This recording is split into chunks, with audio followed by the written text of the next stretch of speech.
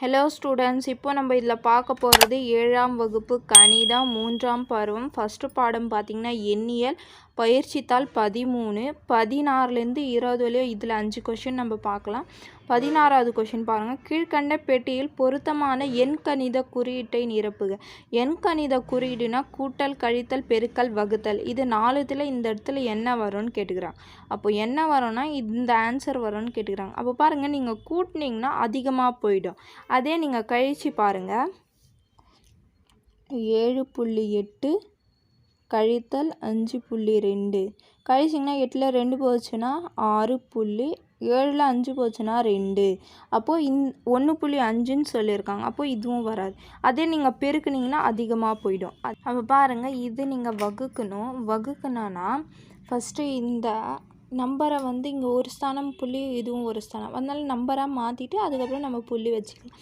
பாருங்கள், 78 52ஆல் வகுத்திங்கன்னா 52 52. அப்போ இது கழிச்சிங்கன்னா பாருங்கள், 8ல் 2 போச்சுன்னா 6, 7ல் 5 போச்சுன்னா 2. இங்கே புள்ளி வச்சிங்கன்னா இங்கே 0 சேர்த்துக்கோணுங்க. அப்போ சேர்த்துக்கிங்கன்னா 52 260ன்னு வரும். அப்போ 0. அப்போ இதுக்கு ஆன்சர் பார்த்திங்கன்னா 1.5ன்னு வரும். புரிஞ்சுதுங்களா? அப்போ இது வகுத்திங்கன்னா தானே இந்த ஆன்சர் வருது. அப்போது இங்கே வகுத்தல் குறி வரும். அப்போது 7.8 வகுத்தல் 5.2 = 1.5. புரிஞ்சுதுங்களா? வகுத்திங்கன்னா தான் இந்த ஆன்சர் கரெக்டாக வரும். அதுக்கப்புறம் பாருங்கள், 17வது கொஷின். கீழ்கண்ட கொள்கலனை நிரப்ப 1.350 லிட்டர் நீர் தேவைப்பட்டால் கொடுக்கப்பட்டுள்ள கொள்கலனின் மொத்த கொள்ளளவு எவ்வளவு? அப்போ பாருங்கள், நிரப்ப இவ்வளோ தேவைப்படுதுன்னு சொல்லியிருக்காங்க. இதில் ஃபஸ்ட்லேருந்து எவ்வளோ இருக்குது? 18.65 லிட்டர் இருக்குது. அப்போனா இது ரெண்டுமே நீங்கள் கூட்டிங்கன்னா ஆன்சர் கிடச்சிடும். ஆன்சர் எழுதும்போது ஃபஸ்ட்டு எழுது. கொள்கலனை நிரப்ப தேவைப்படும்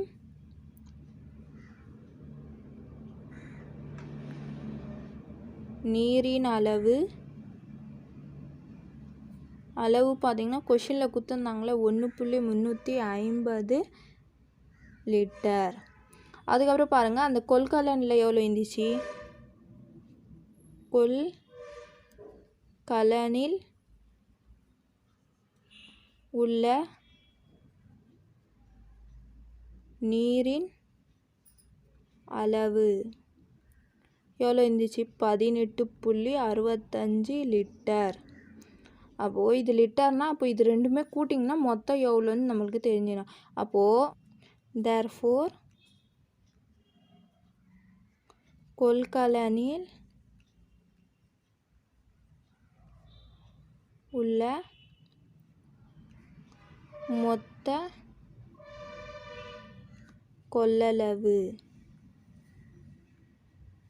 கொள்ளளவுனா இது ரெண்டுமே நம்ம கூட்டினோம். அப்போ பாருங்கள், 1.350 கூட்டல் 18.65.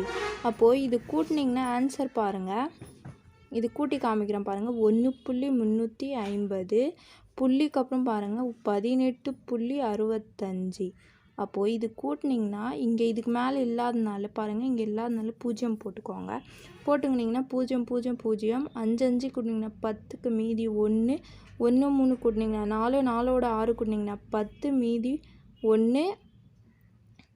அப்போது 1 2 1 கூட்டினிங்கன்னா 2 2ஓட 8 கூட்டினிங்கன்னா 10 மீதி 1 மறுபோட 1 1 கூட்டினிங்கன்னா 2. அப்போ ஆன்சர் என்ன வருது? 20 லிட்டர். அப்போது இதுக்கு ஆன்சர் பார்த்திங்கன்னா 20.000 லிட்டர். அப்போது லாஸ்ட்டாக என்ன எழுதலாம்? therefore கொள்கலனின் மொத்த கொள்ளளவு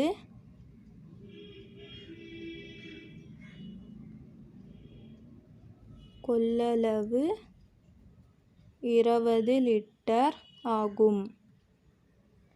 புரிஞ்சுதுங்களா? அவ்வளோதான் இதுக்கு ஆன்சர். அதுக்கப்புறம் பாருங்கள், 18வது கொஷின். ராஜுவால் ஒரு புத்தகத்தின் 2.75 பக்கங்களை ஒரு நிமிடத்தில் படிக்க முடியும் எனில் 7.2 நிமிடங்களில் எத்தனை பக்கங்களை படிப்பாருன்னு கேட்குறேன். அப்போ ஒரு நிமிடத்தில் இவ்வளோ பக்கம் படிக்கிறாங்களா? அப்போ 7.2 நிமிடத்தில் எவ்வளோ பக்கம் படிப்பாங்கன்னா இதுலேருந்து இதை நீங்கள் பெருக்கிட்டிங்கன்னா ஆன்சர் கிடச்சிடும். அப்போ பாருங்கள், ஃபஸ்ட்டு கொஷினில் கொடுத்துக்கிறது எழுதுங்க. ஒரு நிமிடத்தில்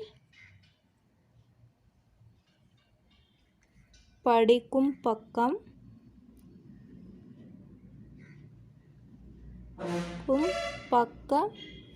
is equal to 2.75. அதே 7.2 நிமிடத்தில் படிக்கும் பக்கம் நம்ம பெருக்கணும், 7.2ஆல் பெருக்கணும். அப்போ பாருங்கள் 2.75 பெருக்கல் 7.2. அப்போ பாருங்கள் இது பெருக்கி காட்டுறேன் பாருங்கள். 2.75 பெருக்கல் 7.2. 2 10க்கு 0 மீதி 1. 7 14, 14ஓட 1 கூட்டினீங்கன்னா 15 மீதி 1. 2 4, 4ஓட 1 கூட்டினீங்கன்னா 5. 7 35க்கு 5 மீதி 3. 7 49, 49ஓட 3 கூட்டினீங்கன்னா 52 மீதி 5. அப்போ 2 14, 14ஓட 5 கூட்டினீங்கன்னா 19. அப்போ பாருங்கள் இது கூட்டினீங்கன்னா இது 0, 5 5 கூட்டினீங்கன்னா 10க்கு 0 மீதி 1. 1ஓட 5 கூட்டினீங்கன்னா 6, 6ஓட 2 கூட்டினீங்கன்னா 8. இந்த 9 1 அப்படியே வரும். அப்போ பாருங்கள் இங்கே ஒரு ஸ்தானம் தள்ளி புள்ளி இருக்குது, இங்கே 2 ஸ்தானம். அப்போ 3 ஸ்தானம் தள்ளி நம்ம புள்ளி வைக்கணும். இப்போ 1 2 3னா இங்கே புள்ளி வரும். அப்போ இதுக்கு ஆன்சர் பார்த்திங்கன்னா 19.8. இது பக்கம் தான் சொல்லியிருக்காங்க, அதனால பக்கம். அப்போது லாஸ்ட்டாக பாருங்கள், தேர்ஃபோர் எனவே 7.2 நிமிடத்தில் 19.8 பக்கங்களை படிப்பார். புரிஞ்சுதுங்களா? அவ்வளோதான், இது 18வது ஆன்சர். அதுக்கப்புறம் 19வது கொஷின் பாருங்கள். ஒரு கூஜாவில் 13.2 லிட்டர் பால் உள்ளது. 8 மாணவர்களுக்கு சமமாக பங்கிட்டால் ஒவ்வொரு மாணவர் கிடைக்கும் பாலின் அளவு எவ்வளவு? அப்போ இதை 8ஆல் நம்ம இந்த நம்பரை வகுத்திட்டிங்கன்னா ஆன்சர் கிடச்சிடும். ஃபஸ்ட்டு கொஷினில் கொடுத்துக்கிறது எதுங்க? கூஜாவில் உள்ள பாலின் அளவு. அப்போது கூஜாவில் உள்ள பாலின் அளவு இஸ் ஈக்குவல் டு எவ்வளோ? 13.2 லிட்டர்.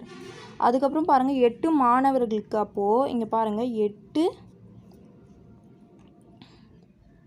மாணவர்களுக்கு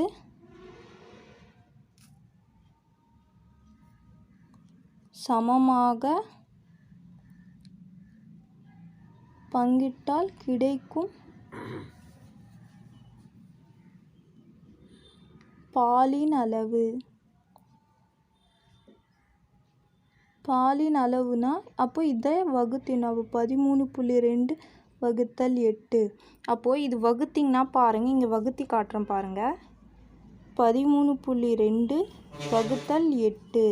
அப்போது 8ஆல் 13ல் எத்தனை 8 இருக்குது? ஒரு 8. அப்போது 8. அப்போது 13ல் 8 போச்சுன்னா எவ்வளோ? 5.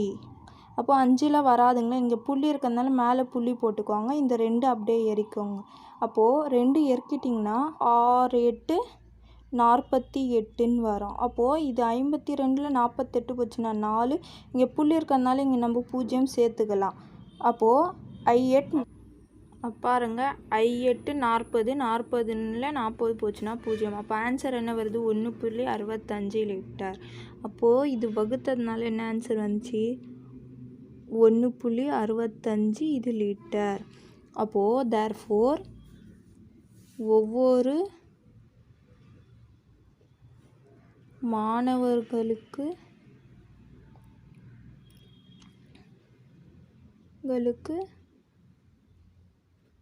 கிடைக்கும்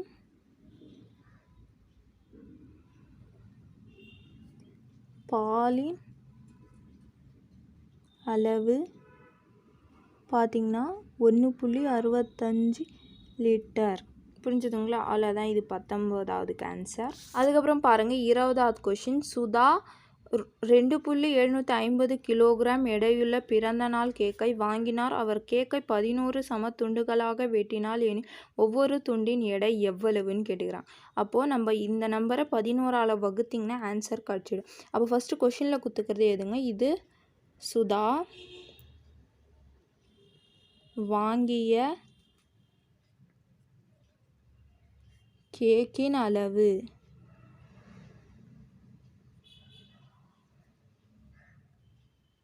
கேக்கின் அளவு பார்த்திங்கன்னா 2.750 கிலோகிராம். அப்போது நம்ம என்ன கண்டுபிடிக்கணும், 11 சம துண்டுகளாக வெட்டினால் கிடைக்கும்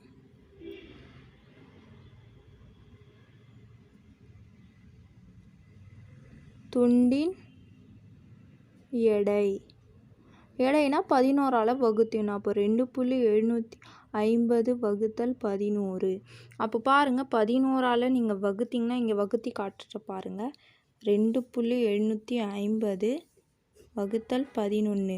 அப்போ புள்ளிக்கு அப்புறம் இங்கே ஒரு ஸ்தானம் தானே இருக்குது, அதனால 11 2ஆல் வகுப்படா, அதனால நம்ம 0 புள்ளின்னு சேர்த்துக்கலாம். 27 நடம், 27 எவ்வளோ 11 வரும், 2 வரும். அப்போ 11 22ன்னு வரும். அப்போது 7ல் 2 போச்சுன்னா 5, 2ல் 2 போச்சுன்னா 0. இங்கே புள்ளி இருக்க இந்த நம்பர் அப்படியே இருக்குங்க. அப்போ பாருங்கள், 11 55. இது 0 முடிஞ்சிச்சு. அப்போ இங்கே ஒரு 0 இருக்குதுங்களா, அதை எடுத்து மேலே அப்படியே போட்டுக்கோங்க. புள்ளிக்கு அப்புறம் 0 வந்தாலும் அது கரெக்டு தான், அப்படி போடலனாலும் அதே ஆன்சர் தான் வரும். அப்போ இதுக்கு ஆன்சர் பார்த்திங்கன்னா 0.250 கிலோகிராமில் வரும்.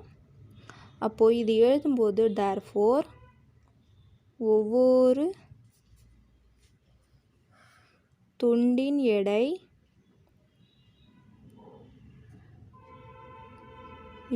is equal to 0.25 kilogram.